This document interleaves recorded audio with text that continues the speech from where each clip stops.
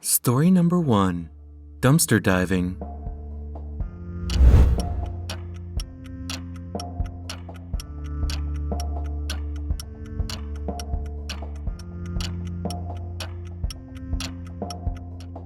This is going to sound strange, but this image is of some dumpsters that have scarred me for life. There was a period in my life, about 5 or 6 years ago, where I was homeless. Life on the streets wasn't too bad. I was better off than most. At least I had my car to sleep in, and the soup kitchen down the road was always open.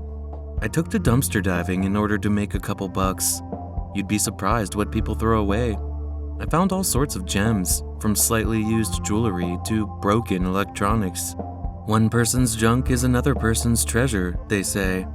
So I spent my days dumpster diving for old junk, and I'd sell it to a pawn shop or even a second-hand shop. It wasn't much, but it was enough to stay fed. Anyway, back to the dumpsters that scarred me for life. When you're living on the streets, you have to think of each area as someone's territory. After all, there are a lot of other homeless people out there, and they consider the streets to be their home. In other words, I couldn't just go diving through any dumpsters. I had already searched through all of the dumpsters in the unclaimed territory, and I had even asked a few people on the streets that I knew if I could search through the dumpsters in their territory. I was running out of money, and there wasn't anything new to sell. That was when someone I talked to at the soup kitchen told me about this group of dumpsters outside a local hotel. As far as he could tell, that territory wasn't claimed yet, so the dumpsters were free for anyone to search through. Thinking about it now, I can't believe that finding a dumpster I could dive into got me so excited. I'm off the streets now, working a comfortable job and living an okay life. My years on the streets were like another life for me. I made a plan to go over to the dumpsters late at night, since the hotel staff might chase me away during the day. I got there, armed with a torch, bag, and a pair of gloves. I might have been homeless, but I still took care of my health. The dumpsters were huge, and most of them were filled with rotten food. I climbed into the one that smelled the least like rotting food and started searching through the trash. It was difficult to hold the light and scan through the trash, so I dropped it a few times. The one time I dropped it, the light caught a glint of something shiny. Usually a glint like that belongs to jewelry.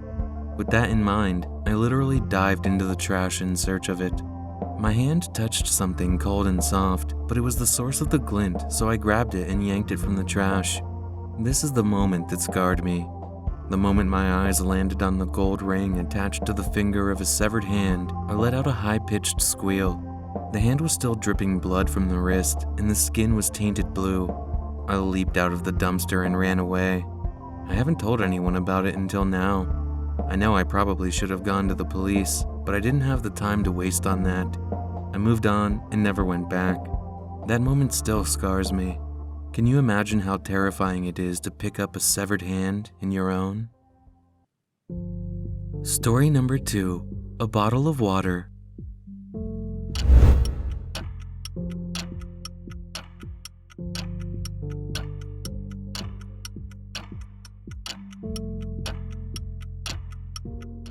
This image is off the street where I was almost kidnapped. That may seem hard for some to believe, but it did happen. I was out for a walk with my babysitter. It was over 10 years ago. Both my parents worked most of the time, so my babysitter was with me more than they were. We'd often go on walks down the street. There was a little corner store not too far from my home. We'd walk there on a hot day, get an ice cream, and then spend the day in the shade of a tree in the nearby park. One day, it was so hot that I got very tired on the walk. I was only 8 years old at the time. I had to stop in the shade of a van on the way to the store. My babysitter decided to walk ahead since we were only half a block away from the store and buy me something to drink. I sat on the side of the road, hiding in the shade of the big white van, and waited for her to come back. Before she came back with our drinks, a man walked down the street towards me. I thought he would just walk by, but he slowed down and came to a stop right in front of me. I don't remember much about him. I only remember that he smiled a lot and seemed very nice. The van belonged to him. I explained that it was hot and I needed the shade. He sat down beside me and we talked. Again, I don't remember what we talked about. At some point, he told me he had some water for me to drink inside his van. He got up, walked to the back of it, and opened it up.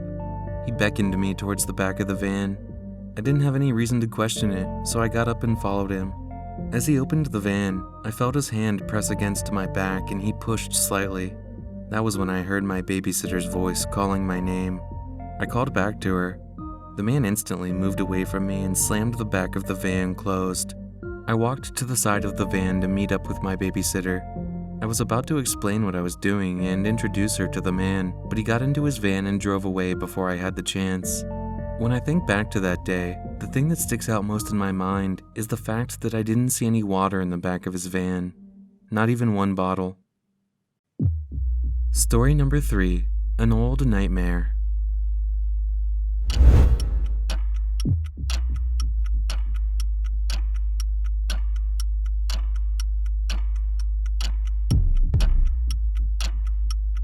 I found this image by chance, really, but it brought back such horrible memories and a lot of relief as well. In the large, open space that appears to be going through construction, there used to be a building. It was long since abandoned, which is probably why they tore it down. I once broke into that abandoned building while extremely intoxicated. That was obviously a bad idea, but people usually don't have the best judgment when they are drunk. So, I did break into the building. I'm not sure what my plan was or what I was doing. I just remember throwing a brick through one of the windows and cutting my leg while climbing in. I also remember singing a loud song while prancing through the building. The building wasn't very large. It didn't take me long to get to the top floor. At least I still had my common sense not to go to the roof when I could barely stand, so my journey ended at the top floor. My footsteps echoed throughout the building. It was so quiet. I was almost convinced that I had stepped into another world. Then, it happened. I heard a voice. It was so soft at first that I didn't think I actually heard anything at all. I continued on my way, and then I heard it again. A voice was calling out from the dark. It echoed through the empty building, so it was hard for me to tell where the voice was coming from. As I've already said, I was drunk at the time, and I was a lot like most drunk men. I was foolishly filled with courage and unbothered by anything. So, I called back to the voice. I'm not sure what I said, but I'm sure it was probably crude. I continued through the building, moving through the darker corners and pretending I wasn't afraid. I was really a castle made of cards, ready to be blown over. I walked into one of the dark corners and something reached out and grabbed me. It was a wrinkled, brittle arm covered in scars and bruises. The hand had long, bony fingers and jagged nails. They dug into my skin, and blood started dripping from my forearm. I don't know if I screamed, but I think I just stood there and stared at the nails digging into my skin with a gaping mouth. Only the softest of whimpers escaped my mouth. I looked up. What I saw were 2 wide and wild eyes staring back at me from a shriveled up husk of a face. I pulled my arm away, making the nails drag across my arm and leave long marks all the way up to my elbow. I ran out of the building. I think I got lost on the 2nd floor, but I eventually found the window I had broken and I climbed through it. I still have no idea who that person was and why they were grabbing my arm. I don't know what they wanted or what they had planned to do with me. I'm only glad I got out of there. I've also been drinking a lot less lately, and I'm also staying away from abandoned buildings. Story number 4, A Late Night.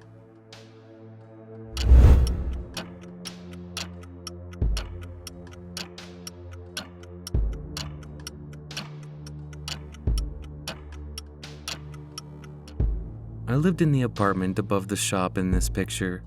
It was a very long time ago, and it's not the best part of my life. It was better than being on the streets. I was not in a position to argue or complain about my situation, so I did what I could to make the best of it.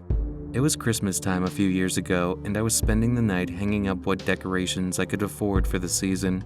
It was the night I attempted to make my own mince pies, and it did not go well.